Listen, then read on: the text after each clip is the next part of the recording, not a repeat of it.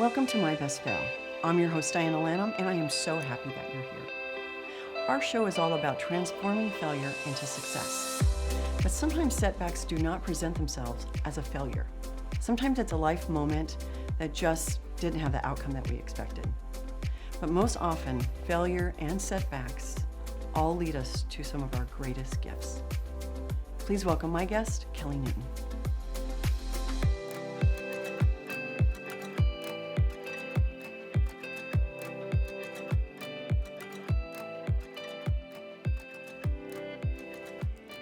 Kellie, I am so happy that you're here with us.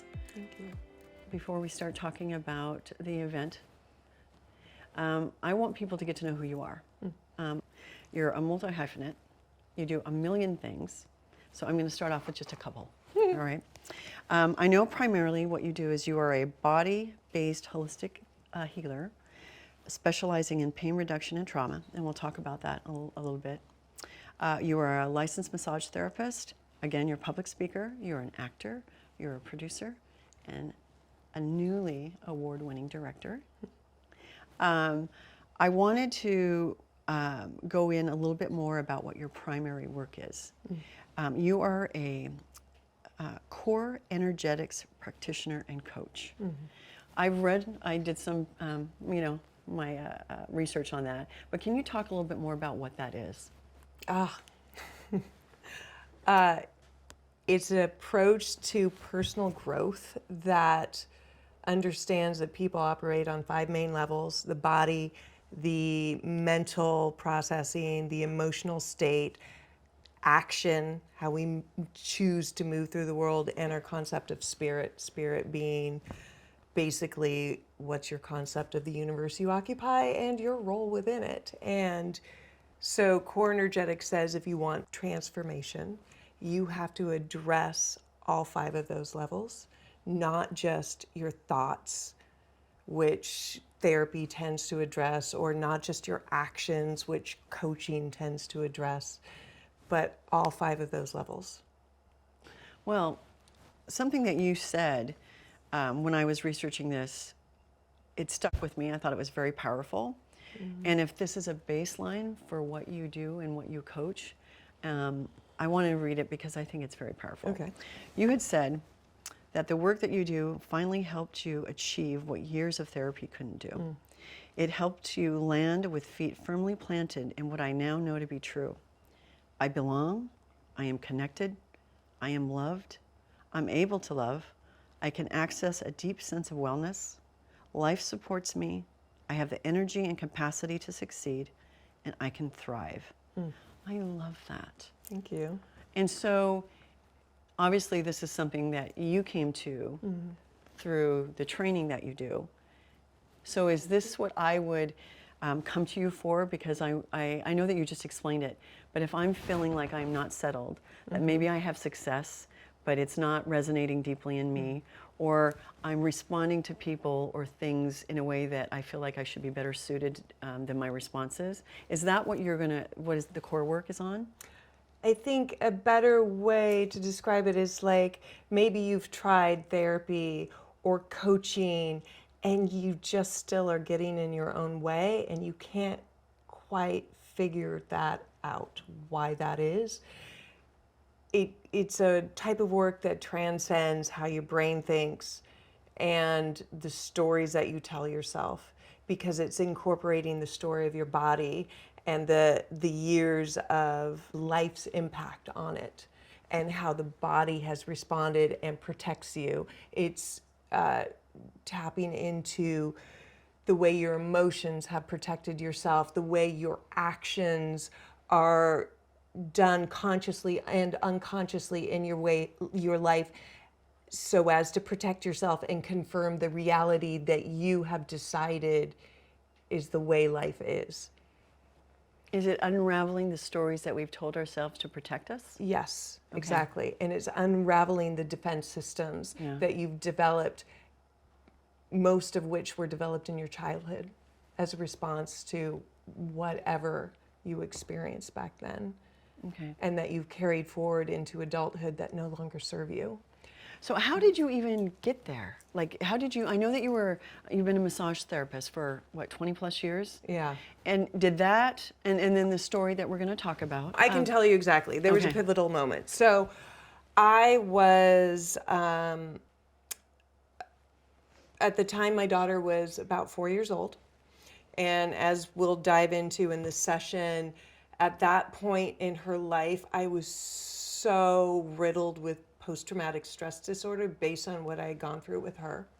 And I had gone away with a group of 4 or 5 other women on a little ski trip, just a couple of nights. And these were women I loved, but I'd say varying degrees of intimacy with. And in that weekend, I watched myself do the same stuff I have done relationally, I had done in my life relationally up until that point. I pulled myself away from the group. I told myself a story that I didn't belong. I told myself the story that they weren't including me, and was causing myself a tremendous amount of pain. And I could see that I was doing that there was this thing of like, I both believed they were doing it to me, and I could see I was doing it to myself. And I came away from that experience going, I can't continue to live in this reality anymore. I have to do something. So I went back to therapy after not having been in therapy for a while, and through just a series of moments of grace, came across this woman who was leading a core energetics group, and there was one spot left.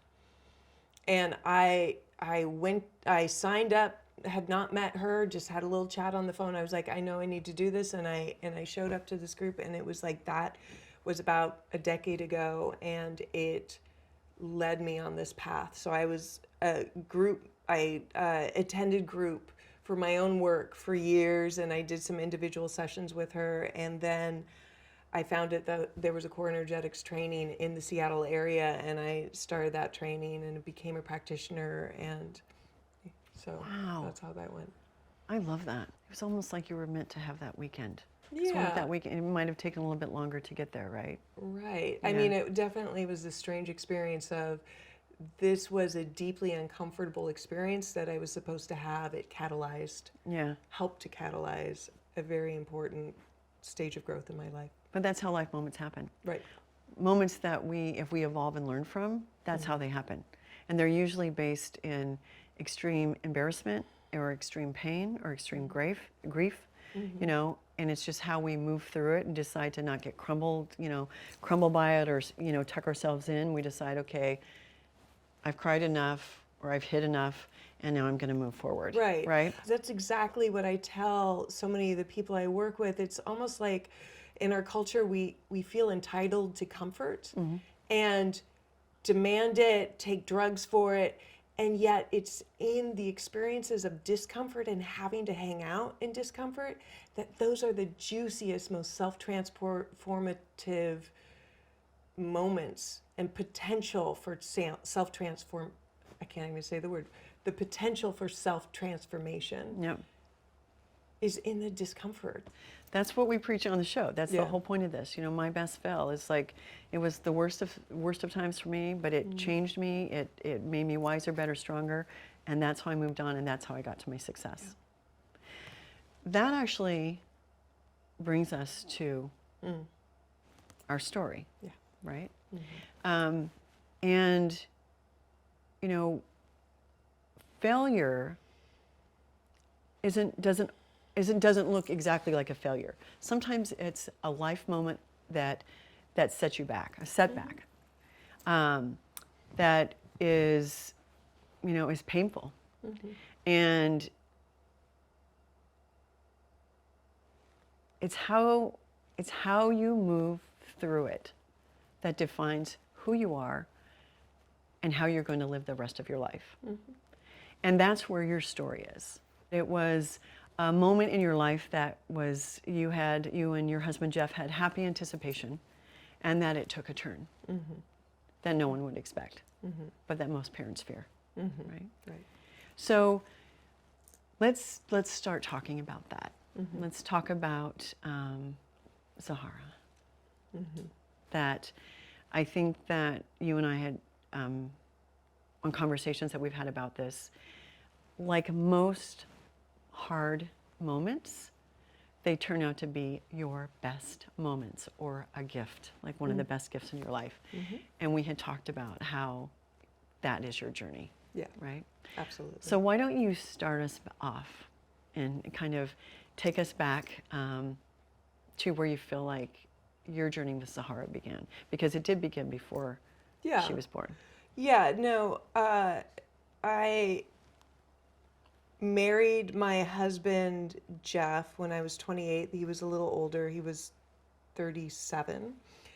And the start of our relationship, he had said, you know, I want you to know I don't want kids. And this was before he had even kissed me. And I said, you know, we'll cross that road if we ever get to it. And by the time he asked me to marry him, he said, I'm asking you to marry me knowing that you may want kids, and I'm open to that. And I'm like, okay. But the process of getting to yes over having a child took about 7 years. I mean, we took our time. We actually did couples therapy because we both were ambivalent. And by the time we got to yes, it was a full-on yes. And I was a little older at that time. How old were you? I was 36. I mean, that's considered a geriatric That's how old I was. pregnancy, which is funny to me. But so I had an amniocentesis test because I was like, well, my age, we need to make sure that genetically everything's fine. And came back genetically healthy baby girl. And we were like, great. And so she was born in January of 2008. And at 7 weeks, her eyes started bouncing. It's called nystagmus, where the eyes just sort of like bounce. And so we were sent on Jeff's birthday to get a MRI, a head MRI, to check to see if she had a tumor. No. I know. Like, here we are, 7-week-old baby. And it was, you know, I'm not proud of this moment, but it was like her eyes started bouncing, and I remember being at home with this little newborn, and there was like a voice inside of me of like, I want to give her back. Because like that fear of like something's wrong. I'm not prepared, you know. And, you know, it lasted for all of less than 24 hours, but that visceral like, oh no. Yeah, I can't do this. Yeah, like and seriously, I was unprepared emotionally. But who is? Who is? You're right. And what parent is really prepared for anything other than everything we're told about being a parent? That's like what to expect when you're expecting. Here are the milestones. Here's the book you read. Here's how you know how to navigate parenthood. And we all have that fear. When you first find out you're pregnant, you know, it's so joyful. But then there's always that fear. It's like, okay, so what if something's wrong with my baby, right? Right. And I think it's even though it's equally as traumatizing and fearful for both parents, you know, as the woman carrying the baby, I remember thinking, if something's wrong with her, it's because of me. Right. It's something that my body's doing or that I'm not doing. Right. That if anything happens to her, it's because of something I've done. Oh yeah. Right. And there was no tumor, but they were like, oh, her optic nerves are on the small side of normal in terms of size. But everything looks good. And so we go home. It's like, okay, her eyes bouncing. And then at 4 months of age, her soft spot started bulging. You know, and if you remember anything about, you know, having a baby, there's all this talk like, make sure they don't have too much vitamin A, it can cause a soft spot to bulge. And if it's bulging, you got to go to the doctor because it could be an infection. And so we do all that. We take her to the doctor, and the doctor consulted with neurology at Seattle Children's Hospital. No temperature, should be fine. Just monitor it. Okay, so now we have a baby that bouncing eyes, soft spots bulging. And you know, she's not lifting her head. She's not actually rolling over. We're part of a PEPS group, PEPS, Program for Early Parenting Support. They match you up with other couples who have babies born within the same month. well, Jeff and I went from vibing on the sleeping conversations, the eating conversations, but now we're getting together with them and we're like wanting to talk about like, is our baby gonna die? Like, is there something wrong with her? Like, what's going on? And no, everybody else is still on the eating, burping, sleeping. And so we actually pulled out of our group because all of a sudden we're on this different path. And there's no roadmap for it. So she's not meeting milestones. She's got a swollen soft spot. Her eyes are bouncing. We're being told that she probably won't see normally, but they don't know why. And anytime we have her checked out, the doctors are like, well, this seems like a disconnected set of symptoms. So I was going down that rabbit hole. Well, I did seal the front porch with this oil-based sealant while I was pregnant. Maybe I messed her up. No. I didn't know that Yeah. my amniotic fluid leaked out a week before I was induced. You know, it was like, I mean, this might be TMI, but it was like little gushes of fluid. And I thought it was just discharge or whatever. You know, your body's doing weird You're stuff. pregnant, yeah, and things Yeah, happen. so by the time I had the week after the due date ultrasound, they said, she's dry in there, we're inducing right now. So I was like, if I had caught that, if I had just known, maybe I could, like, maybe I wouldn't have messed her up, like all of that, right? Yeah. So definitely all of that crazy making panic is happening. And then and we got her vision assessed and it was going down. Like we had it assessed over time and her vision was getting worse. And then we took her on a trip and I remember looking at her from across the room and seeing that her forehead had this crazy shape to it. And like this memory about a friend's baby that had the skull bones knit together. And so I checked back with the neurologist we had been consulting with, and he said, yeah, you should go to Seattle Children's, craniofacial. It took a month to get into there.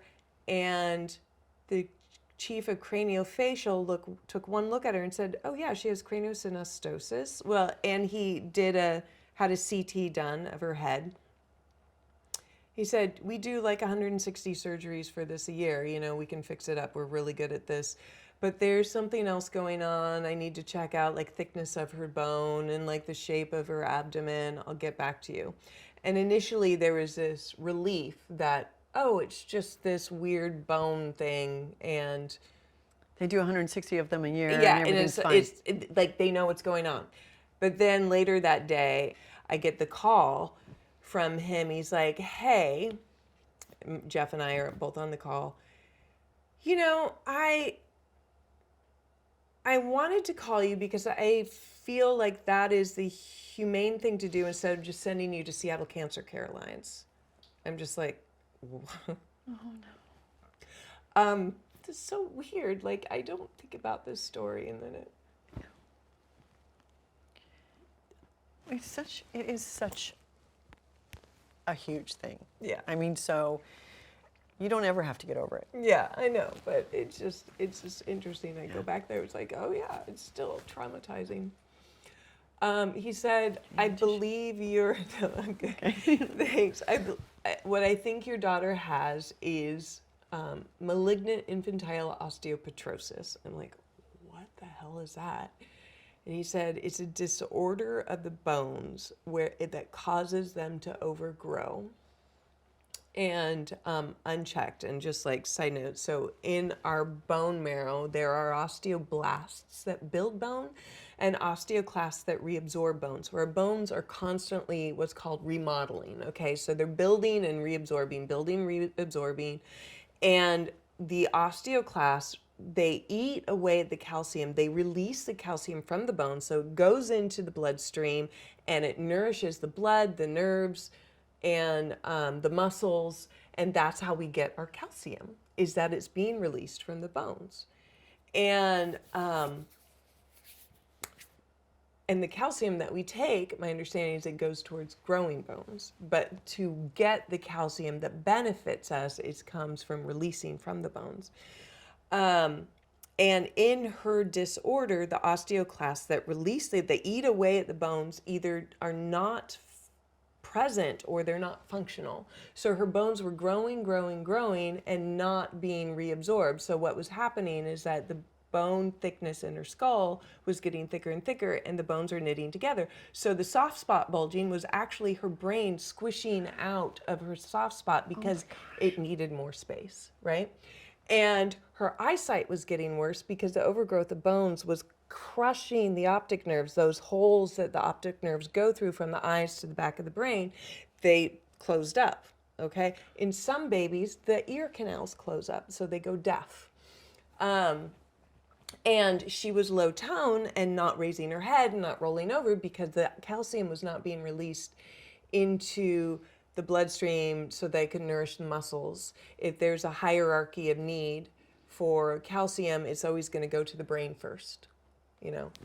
That's interesting. Yeah, I know. So that's, in a very large nutshell, what was going on with her little body. And I said, And how old was she? How many months? 4 months? She was 8 months when she was diagnosed. Okay. And and by that time she was mostly blind, not totally blind. And she was kind of just spacey, kind of floppy baby, just easygoing, kind of like floating in the clouds baby, you know. And, but easygoing kid. So the craniofacial chief said, the only known cure for this is a bone marrow transplant. And you and Jeff are not donors. You know, you can't be donors because you're half of what she is. And in fact, the combination of you two actually created the issue. And the reason why it was not caught in genetic testing is because it happens in like 1 in 200,000 births. It's at the same rate as conjoined twins. And how often do you see conjoined twins? Oh, wow. Like most doctors will never see a case of MIOP, malignant infantile osteopetrosis.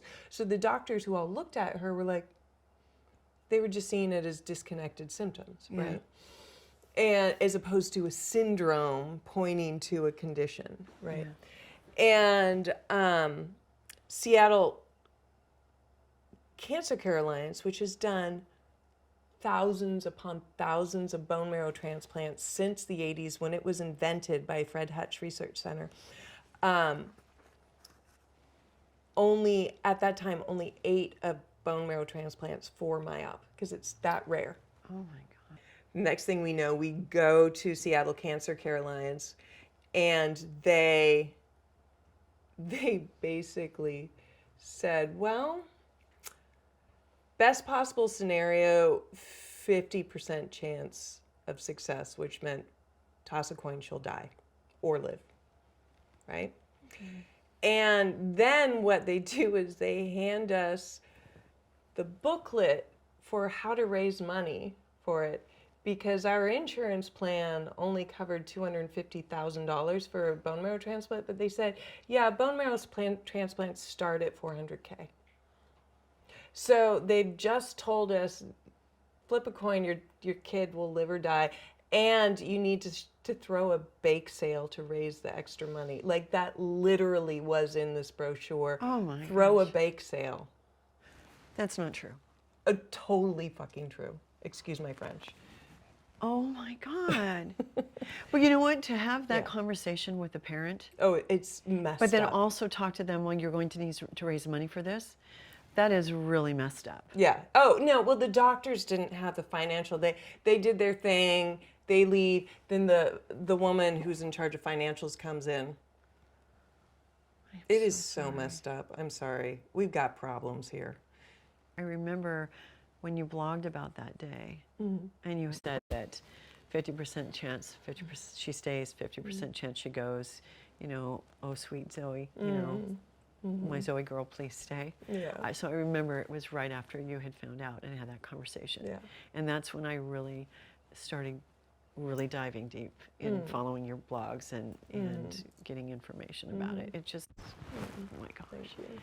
I do want to just side note, we're calling her Zahara now because she changed her name. Oh, did I call her Zoe? Well, I Oh. mean, that was her name. Yeah, that's you true. know, and I still sometimes call her Zoe. So Yeah. if you hear both names, that's because Yeah. she recently changed Zoe her and name. Zahara, and I am trying so Yeah. hard because I love Zahara too. Yeah. And especially when we find out why she's kind of changed her name. Exactly. It's all very fun. appropriate. So what happened after that moment when you realized that your child it has a 50-50 chance of living? Right. Yeah, it was a trip. I mean, just like I have visceral memories of like I'd be changing her and I'd look at her on the changing table and it was just this thing of like I may or may not see you in a year. I have no idea. And there would be like moments where I'd be like, you're definitely staying, and other moments like, I know what song I'm gonna pick for your funeral. Oh my God. Yeah.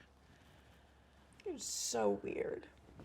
And again, no one I knew was going through that, you know? And it, like, I'm sorry, but support groups for that particular genetic disorder is so depressing because, you know, I would say more than 50% of the kids die.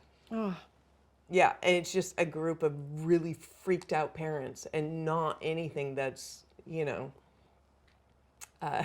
supportive. Well, especially if it's such a rare condition, and so Yeah. there's not a lot of information out there that people can pass around. Exactly. Yeah. Yeah. And we had a variation of the disorder that wasn't even mapped before. So it wasn't a legitimate diagnosis, or let's say like a concrete diagnosis. It was more of what's called a clinical diagnosis. So it's like diagnosed based on the collection of symptoms. Like there was no case study that matched Zahara.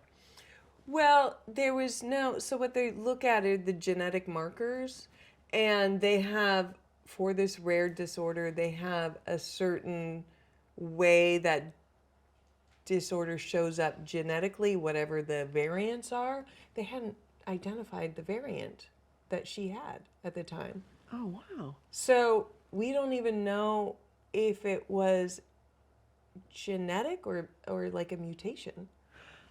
Oh, Right? that's So, interesting. you know. Like nobody else might ever have the exact variation that she had. Well, at it that could have just point- been the two of you together. Yeah, Maybe. exactly. At that point, they Wow. didn't. I haven't really kept up on it. I can feel where I think my brain blocks stuff off. I mean, I haven't even. You're probably more familiar with my path at this point than I am because I haven't looked at my blog in a very long time. Yeah.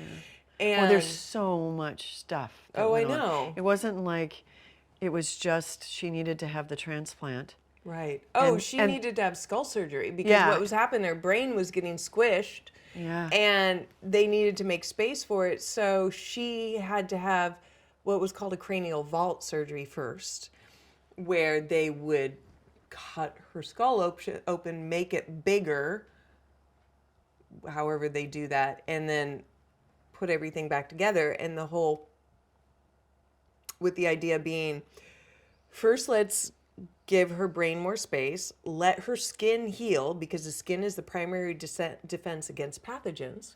Because when you have a bone marrow transplant, your immune system gets completely wiped out. Your bone marrow is your immune system. So you wipe out the immune system so you can get a new immune system and hope that it then doesn't turn back on itself. I digress. So she had to have skull surgery first. She's on the operating table and they realize that she's coming down with a cold. So they stop, like they don't move forward. They'd shaved her head. They don't move forward. They send us home and they reschedule for a month later because you can't have a major surgery like this and be sick. Yeah. You know? And so a month later, we have the surgery again. Now, with these cranial vault surgeries, typically a child is home by day 4, 3 or 4. It's so routine. This is the surgery that they do. That's, 160 of them a year. So what happens is the plastic surgeon opens up the scalp. the neurosurgeon comes in and cuts open the skull. Well, her brain was under so much pressure inside of her skull, and the poor quality bone and the way it remodeled. So around our brain is what's called the dura mater. It's like a sac that our brain floats in, because there's cerebral spinal fluid inside the sac, dura mater, and the brain's in there encapsulated. Well, what had happened, and that dura mater actually sits inside the skull. So you can remove pieces of the skull, but the brain is protected by this dura mater sac. Well, in her bone disorder, the dura mater sac had gotten embedded into the skull, and they didn't know that. So what happens is they pull away the first bone and they tear the sac, and the brain comes exploding out. Yeah, no, it's bad. And so halfway through the surgery, they call us in, and the neurosurgeon sits down. He's just finished his part, and he looks haggard and ghostly, and he's like, I got to tell you, it's not going well. That's it. Yeah. So, but at that point, it's the plastic surgeon saying, job to take the bones and remodel it and put everything back together. And so we honestly didn't know for the rest of that surgery If she was going to make it. if she was going to make it, if she was even still alive at that point, right? So then we get called in, we sit down, and the plastic surgeon comes in, and he has just this like relief on his face, and we started crying, because it was like, okay, she's alive, it's fine, she's okay. But they kept her under sedation for 2 weeks with a ventilator. Yeah. Because like the trauma to the brain was so impactful that they needed to give her brain time to heal. They had a spinal tap so that the excess fluid could drain out. Like, it was a big deal. But when her brain came out, even if she survived that and they put it back and fixed it, how would you know that didn't damage her even further? We're still finding that out, because like if you look at imagery of her brain, and the way they do imagery is it's usually top down. So it's like if you imagine like the top of her head facing you and looking at it, instead of a nice shape like that, it's kind of like, I can't even make the shape. It's like curved in. Like this right side, the brain died back. Now, according to another neurosurgeon who looked at it, he's like, well, she's a baby. Neuroplasticity. It could be it has no impact at all. The craniofacial chief was like, I think there's going to be impact. We'll see. So this is like, currently the $1 million question of like, how much of Zahara's quirks is due to the family, prominence of autism, like it runs deep in our family, or is it a little bit of brain damage? Is it the blindness? Is it just like a nice little mix of all those things? I have no idea. And she's incredibly smart. I want to go into the amazing that Zahara is. But I also want to talk a little bit more about just you and how you managed going through this process and keeping yourself afloat. I know that you had described to me that you said it was a crucible. The whole thing was, yes, a crucible. It was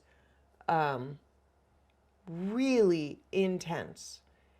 It was just managing all of the ways in which her body was almost giving up the ghost. But there was something about her spirit that kept going. And obviously she survived it. How I got through it initially was just by really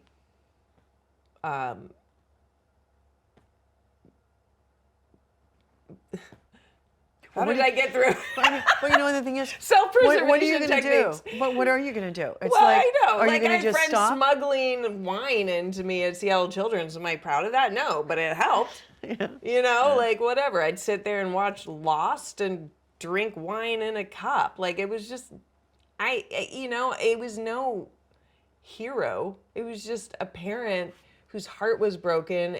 And yeah, it didn't end there. I mean, and then she ended up getting hydrocephalus and had to have a shunt put in, and she was tube fed through what's called a G tube, a gastro tube, because when babies go through an experience like that, they lose all interest in eating by mouth. So she refused to take in food by mouth. So we had to tube feed her. And then, you know, 2 or 3 years later, we had to go through a period where she was trained to eat by mouth, and that was hell.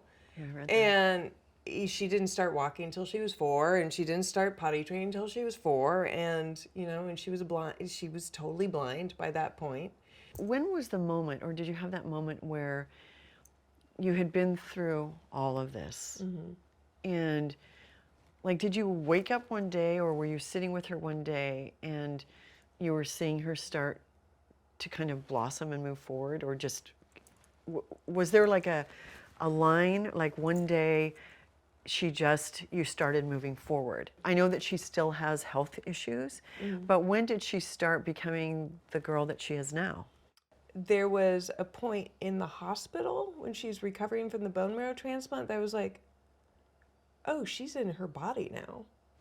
Like, there was a palpable difference in her energy that made me realize how low the spark of life was in her prior to the bone marrow transplant. And so even though she was still connected to tubes and IVs and stuff, this one particular time seeing her and realizing like, okay, there's a spark landed in this person. When did you start seeing that? When did you start to see beyond, we have to give her the best life we can and work with her disabilities? And when did you start saying, oh my gosh, not only does she starting to have a personality of her own, which when you meet Zahara, she clearly has a very strong personality, a very fun personality. But when did you start saying, oh, she's got these gifts, or she's got these things these joys that she has that they're kind of special. Well, here's the Does that make problem, sense? Diana. Like, this thing, I'd never had a kid before, right? So to me, Zahara's typical, you know? So like, I get what you're saying, but it's really hard for me because every moment along her path has just been what a kid does. Yeah. And so it takes outsiders going, yeah, that's not normal. Or that's not typical for me to go like, oh, I guess you're right. But I mean, because she got a keyboard when she was 3, and she played on that keyboard, the Yamaha keyboard about this big. She played on it every day for like 2 hours. And she couldn't walk yet. So we'd just put her in front of it and she would play it, and she taught herself how to play it. So within a couple of weeks of her grandfather sending it to us, I was hearing Twinkle, Twinkle, Little Star on it. And she was 3, 4? Yeah. Yeah. She was teaching herself how to play songs just by figuring out, oh, this is how this thing works. And again, she's totally blind. And then by the time she's walking and she's still playing on the piano, like I have videos on the YouTube channel of like, she's sitting in a high chair at the piano with her dad. Her dad's playing the lower blues line and she's riffing on top of it and sounding great. 3, 4 years old. But again, that just seemed normal. That seemed a normal course of events for if a kid is spending 2 hours on a keyboard a day and they're not distracted by watching screens or other visual things, well, why not? Putting a keyboard in front of a 3-year-old and, you know, hearing them, you know, after a while play Twinkle, Twinkle, Little Star. I know that you're musical, and so is Jeff and your family is, but that's pretty extraordinary. Yeah, I mean, so I hear, but that's my only experience of a kid, right? So when did she start, like, writing her own music and doing her own songs? How old was she when she Oh my started? God, Diane, I could still play these for you. So oh, what was she, like 7 or 8? I mean, she started playing her own music quite early, probably earlier than that, but it was about 7 or 8 years old that I started recording them, and I actually created an album of her first, and like songs, Don't Eat a Mountain, Rooster Red Barn, oh God, I wish I could remember some of the names of these songs. Oh, there's one song, I don't know what's wrong with you, but I love you anyway. Yes, I do. You know. So, and she would just belt these out. And so I would just record them. She had already gotten to the point where she could play chords and identify them in minor chords. And Jeff and I were having this conversation about how, like, you know, she's hit this, our daughter's hit this point where she's moving beyond our musical skills. You know, it's like we've got basic, like, theory. And we need to find a mentor for her. And at this point, I had already, like, I would take her into Trading Musician, and she would play on the keyboards there and sing, and the people who work there find her very charming. And there was this one man working at the time who was listening to her and listened to her play the drums and rap, and I posted a video of her playing the drums and rapping. Wait, she was playing the drums? Yeah, she was playing the drums for the first time ever. Just playing, and it sounds really good. The video's up on YouTube, I think. And she's rapping on top of it, and she's like 7. And I posted that video, and then this man who was working there, his name was Aaron Walters, he also posted a Facebook post about seeing this blind girl coming in, and he was just like, what is this force of nature? And we had a mutual Facebook friend, and she's like, I think Aaron is posting about your daughter. You guys should know each other. And so we went in, said hello, blah, blah, blah. So this conversation that Jeff and I had, I said, you know, maybe I'll ask that guy, Aaron, if he has any ideas about how to get her some mentorship. And I kid you not, the very next day in my DMs, Aaron's like, you know, I've been thinking about your daughter, and I just want to offer myself as a mentor to her. Because I just see a spark in her that I feel needs to be nurtured. I don't need money for it. I just want to be a mentor. Oh my gosh. And because of his work with her over the years, he's the kindest, sweetest, goofiest man who is an amazing, amazing genius level musician. Like, one of the few people can meet Zahara at her wavelength in music. Her musical skills started skyrocketing. And so her ability to write music, create music, just supercharged. And I would often record voice memos of it. And one day I sent a recording of this song she had created about a dog named Cooper to, you know, my nephew, who's a music producer. And he's like, you know, that's a legit pop song. It needs some work, but we could get that in here. And that began this whole process of her and I collaborating with each other, because I was like, okay, I have the brain function that can create structure to it. She has the brain function that creates like the magic and the inspiration and downloads musical ideas and conceptual ideas and hooks and all of that. And I just would come in, bring a little structure. Listen. Hey Cooper. Hey Cooper. Hey Cooper. Hey Cooper. I love you. That was how Hey Cooper was born. Yeah. And then I had to make a music video for it so that it could be on YouTube. And it won some awards. And won awards. It was pretty awesome. Yeah. Yeah. So I love that. I remember Gabby and I watching it for the first time, and Thank we're you. like, yeah, Zahara made this, and you know, and then we were just listening to it going, oh, this is so good. And we you. literally walked around for days going, hey, Cooper, and we would sing it to each other. It was awesome. I mean, Thank you. it affected us. So, thank you. So, what are her plans? I mean, is she? I mean, I see you guys posting videos on YouTube, and I see that. But is like, how do you see her future going? That's a big question, Diana. I still honestly don't know at this point, like,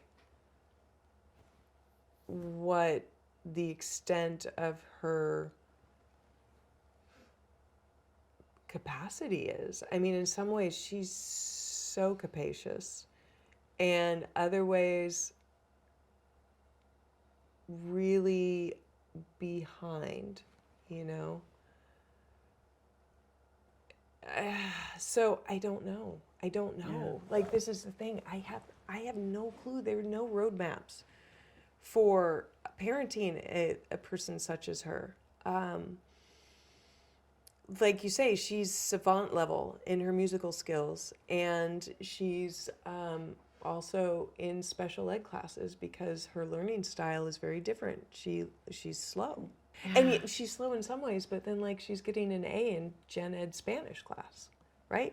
She's going away to the School for the Blind in September. It's a residential school. She'll be home on the weekends, and the School for the Blind, the Washington State School for the Blind, sees itself as primarily a life skills training, program, which she needs. Jeff and I have not been up to the task getting her completely up to speed on where she needs to be as a 15-year-old human being. Have there been projections? Will she be able to live by herself, or will she always have to live in an assisted living? I have no idea. Yeah. This is the thing. Like, this is the million-dollar question. Yeah. I have no idea. She is not as independent as a typical 15-year-old girl. Yeah. Not even remotely at the same level. But she does have the capacity to learn and move forward and grow and expand her skill set. She just does it on a very different timeline and a very different roadmap. Yeah. I don't know. It's so seductive to just have answers. Yeah. So that we know how to strategize. So we have comfort. So we have comfort. Exactly. And so it is so easy. I have to keep reminding myself not to put her in a box. Right? Yeah. Because if I could just put her into a box, then I would know what the plan is and how to, negotiate it. That it does not do her. It's a disservice to her for me to try to put her in a box. Yeah.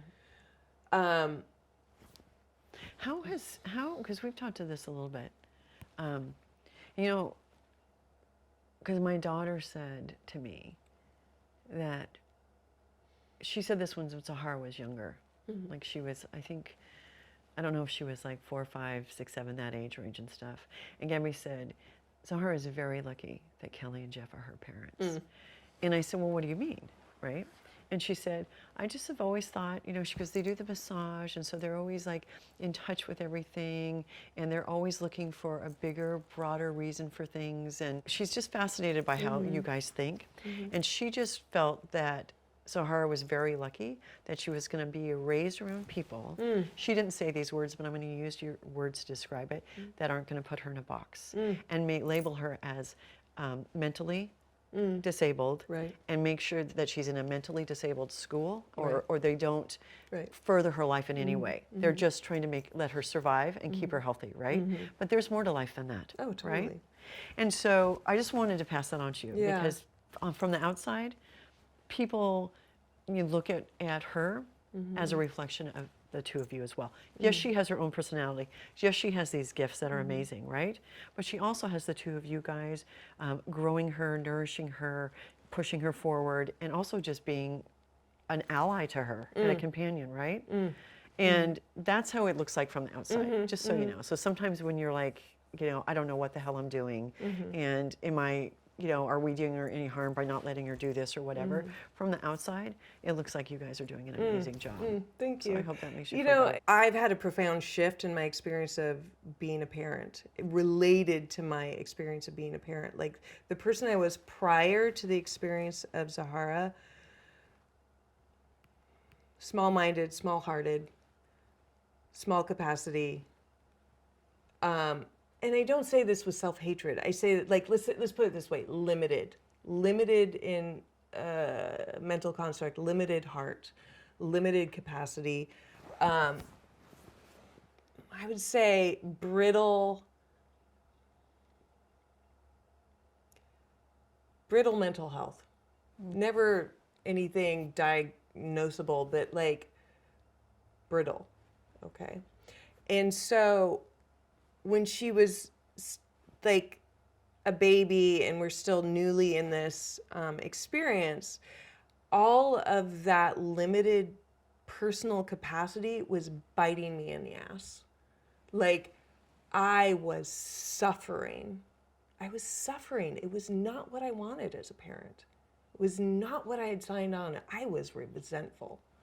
Okay. And my heart was broken. Like, because I was in love with this kid, right? I mean, this is my baby, this is my beloved. And that limited aspect of myself, raging, grieving,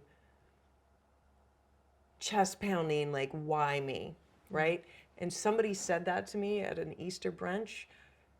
Your daughter's so lucky to have you. I about bit her head off because I was pissed. I was just like, don't fucking say that to me. It's not what I want to hear. And the about face and the process of like having her, and then that leading me to that moment where I, like, with those women at that ski trip, where I was having a familiar experience that was part of my brittleness of like this story of I don't belong, I'm apart, I'm broken, something's wrong with me, and it's other people's jobs to make me better. It was like I could see myself creating that for myself because something about that experience with Zahara was waking me up to my own limited experience of self. And so that began this process of deeply healing those places in me that needed to be healed and expanded and made more resilient and more flexible and more open-hearted. And such to the point where I just this last summer, I don't know how controversial this is to mention this, but it's like I happen to have deep like enthusiasm for plant medicine. So I had done a personal journey involving psilocybin, and just in that deep dive got that, oh my God, Zahara was like medicine, and she came to me because I needed it. Like, I mean, yes, good for her that she has us as parents. I hope good for her. But it's like I didn't see so crystal clearly until that moment of like the grace involved in her landing in my life. Like I was missing from my own life. And her arrival called me out and called me into a better version of myself. And continues to call me out. Because when I'm small and I forget my capacity, I can get tight in parenting her. But when I remember that it's like, no, she's calling me to the best version of myself, then my heart opens and I expand, and it's just like, of course, she's nothing but a gift, you know? So. I love that. Thanks. I knew this was tough. I know it was emotional. I mean, I didn't live it. It was killing me. It was, but I know it was so I don't want to say horrible. It was so difficult. It was difficult. It was to have that happen, and then to go through it. I'm sure when you're in it, you're just there, and you just do whatever you can to survive, and you pull on all these resources that you didn't know you had, and you just put one foot in front of the other. It's so cliche, but it's so true. You go to bed, you get up, you do the same thing, you go to bed, right? But now that you've kind of gone through, I mean, hopefully you will never have to repeat that again, even if she has more things happen, but it won't be to that extent, right? It's possible I may outlive her. Let's put it that way. Yeah. Okay? Like the odds are greater than, you outliving Gabby. Let's put it that way. Yeah. I mean, accidents happen, but that's just the fact of parenting her. The difficulty has not stopped and will not stop. The deep trauma is on pause right now, and may it always be on pause. Yeah. But it is continually an ongoing journey of, am I going to tighten and get resentful, or can I loosen and open my heart and feel the grief and the love that are right there together?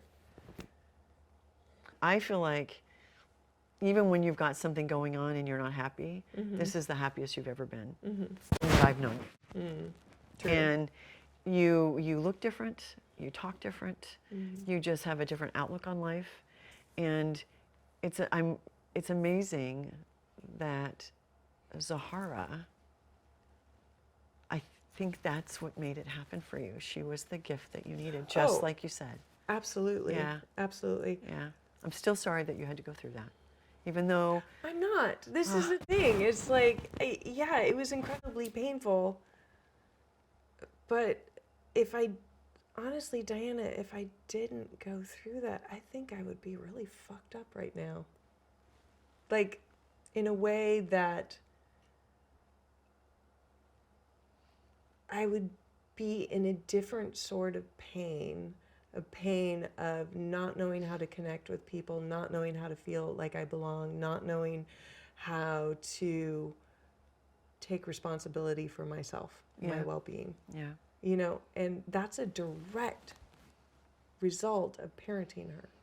So I'm not sorry, Yeah. That's awesome. and I still grieve missing out on what I imagine what it'd be like to have the experience you have, Yeah. How you have come out, not on the other side because you're not there yet, but just how you are right now and the self-realization you had about who you were and who you wanted to grow and who you wanted to be. There are a lot, we know that. I mean, you're in the habit of coaching these people. A lot of people don't get there. And I think it's amazing. And I know that you always, whatever, and you wave it off. But how you've come through this whole journey is absolutely amazing. And when you know that, when you're not sure about it, all you have to do is look at Zahara and see what an amazing girl that young woman that she's become. Seriously, she's who she is because of all that DNA that, sometimes, got all, restructured and didn't turn out. But she's also a very gifted child. That doesn't happen to a lot of people, right? I mean, you're the parent of a gifted child. You're also the parent of a mentally disabled child, right? Or we don't know to what extent. Yeah, I mean, right. I hate saying Yeah, mentally yeah. disabled. It's just like, she is a complicated case. Yeah. To what extent She's a is it complicated cognition, She's a complicated disability, gift. or is Yeah. it autism? Don't know. Yeah. She's her own unique Yeah. mix. Think about it this way. She has learning disabilities. They don't say mentally disabled. Like, is dyslexia a mental disability? Oh, I see what you mean. Okay. So she has a learning disability. She has learning disabilities. She has some cognitive challenges. This is not woke, whatever. It's not a diagnosable mental disability. Yeah. This is the thing. We've had her evaluated by DDA. She doesn't qualify. It's like she's like too mentally abled. Yeah. Is that everybody wanting to feel special? Is that me trying to make her special? I don't know. I don't care. All I know is when I put her into a box, I stop interacting with her as she is, and I start interacting with the box. Yeah, I get that. And I want people to just see her as she is and respond to that.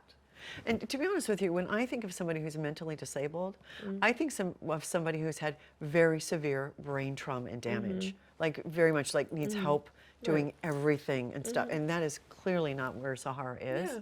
So I'm not going to use the language. Okay. I'm great. just not. So thank you for correcting me on that. I'm glad that you did. I appreciate that. What is something that you wanted someone to say to you? Like if you could say something to someone going through this and at early stages, Oh God. Okay, never try to put a bright side of things on. If somebody's telling you about the intensity they're going through, don't ever say, "Oh, I'm sure it'll be okay." Oh. Okay? Meet them where they're at. Say, "Wow, that sounds really hard." That's it. I don't know what to say. That's really hard. Actually, that's a great piece of advice because That's it. I'm a spinner. You know what? If you don't give voice to that part of you that says, "This is not what I wanted," that voice doesn't go away. It just goes underground and it gets really strong and it comes out sideways and it will work against you. Yeah. So, you know, it would have been really great were there people in my life at that point that says, "Tell me more about your grief. Tell me more about what your anguish is. And anything is okay. I won't judge you." You know, because grief is such an integral part of love. We love, we open ourselves to grief. We're always going to lose what we love. And sometimes we lose it before we realize or before we imagine we're going to. And so allowing the energy and the experience of grief to move and flow makes us more available to our love. Right?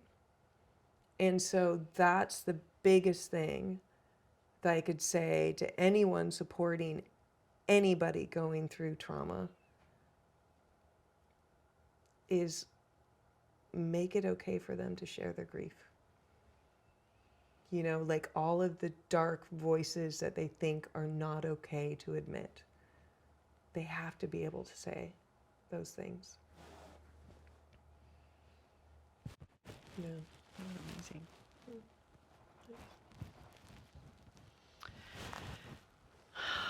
Amazing. And I gotta hold on to you. It's like, oh, thank you so much for doing this. I know that it kind of put you through the ringer to relive it. I appreciate you. Thank you. This was awesome. It was powerful. And I can't wait for people to hear it and be touched by it. Also, I also want you to tell us, and we'll put it in the links too, but tell us where we can, visit your social media, visit Zahara's social media, because I want to make sure people just get to hear more of your story and also get to see her and her fabulousness. That she is. Yeah. So we'll make sure those are more and all more in fabulous. Yeah, she is. So we'll make sure that's in the links, and just thank you from the bottom of my heart. I did want to say we didn't touch on her name change. Oh, that's right. And just because it's so perfect, because like I didn't even know this when we named her Zoe. I didn't even look at the meaning of her name. I just knew I liked the name. And when she was going through her bone marrow transplant, a young niece of somebody following the blog said, whose name was also Zoe, she said, make sure they know what her name means. And her name means life. Zoe means life. So she's gonna live. This was from a 9-year-old named Zoe. And then what's crazy is she changed her name to Zahara last year. And this came out as she's half Jewish, her father's Jewish, and it came out of this conversation at a bar mitzvah, prior to a bar mitzvah, about Hebrew names, and she was wondering why she didn't have a Hebrew name. So someone gifted her a Hebrew name at that meal, and they said, your Hebrew name is Zahara. And a ripple went through the people at the table. It was just like you could feel the impact of the power. And within a month, Zoe had decided that she'd changed her name to Zahara. That was her new name. And we looked up the meaning of Zahara, and it means she who shines. Oh my God. So moving from a name that was anchoring her in life, and now that she's firmly anchored, now she's shining. I'm just like, oh my God. That's amazing. Yeah. She definitely, she is born under a shining star. Yeah. She is, yeah. Thanks for coming today. Thanks, Diane. You're right. I need tissues. Okay, cut. Oh my God. Do you have a story that needs to be told? Send us an email at contact@mybestfell.tv If we think it's a good fit, we'll reach out. Today's episode of My Best Fell was created by cinematographer Aaron Castillo, editor Jennifer C. Bird, sound Brian Benning, gaffer Stephanie Jones, makeup Marissa Loya, and catering by Sarah Bailey.